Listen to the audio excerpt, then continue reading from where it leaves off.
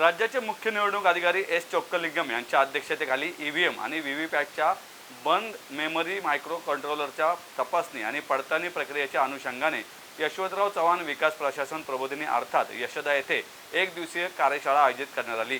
निवडणूक प्रक्रियेवरील नागरिकांचा विश्वास वृद्धिंगत व्हावा यासाठी ही प्रक्रिया पारदर्शक पद्धतीने राबवा असे निर्देश श्री चोक्कलिंगम यांनी यावेळी दिले। यावेळी राज्याचे अतिरिक्त मुख्य निवडणूक अधिकारी किरण कुलकर्णी, भारत निवडणूक आयोगाचे अवर सचिव कनिष्क कुमार, पुणे जिल्हाधिकारी तथा जिल्हा निवडणूक अधिकारी डॉक्टर जितेंद्र डुडी यांच्यासह राज्यातील सर्व जिल्हाधिकारी, भारत इलेक्ट्रॉनिक्स लिमिटेडचे अभियंता उपस्थित होते।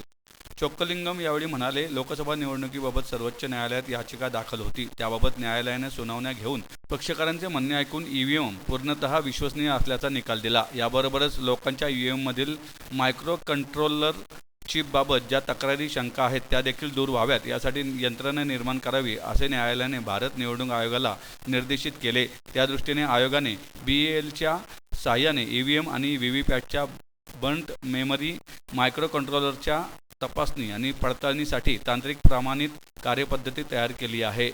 ते पुढे म्हणाले, निवडणुकीनंतर या चिपमध्ये कोणताही मानवी हस्तक्षेप करून निकालात बदल करण्यात आलेला नाही। याबाबत नागरिकांची खात्री करणे या दृष्टीने या कार्यपद्धतीला महत्त्व आहे। लोकांचा निवडणूक प्रक्रियेवर विश्वास राहावा यासाठी ही कार्यपद्धती राबवायची आहे। त्यामुळे ही तपासणी व पडताळणी प्रक्रिया व्यवस्थितरित्या राबवण्याची मोठी जबाबदारी जिल्हा निवडणूक अधिकाऱ्यांवर आहे। ही नवीन पद्धती असल्याने जिल्हाधिकाऱ्यांनी समजून घ्यावी यासाठी कार्यशाळेचे आयोजन करण्यात आल्याचे चोक्कलिंगम यांनी सांगितले। किरण कुलकर्णी म्हणाले, राजकीय पक्ष आणि उमेदवारांमधील संभ्रम दूर व्हावा या उद्देशाने या कार्यपद्धतीबाबत संक्षिप्त माहिती देणे ही जिल्हा निवडणूक अधिकारी यांची जबाबदारी आहे। त्या दृष्टीने पक्ष आणि उमेदवारांसोबत बैठक आयोजित करण्यात यावी असेही ते म्हणाले।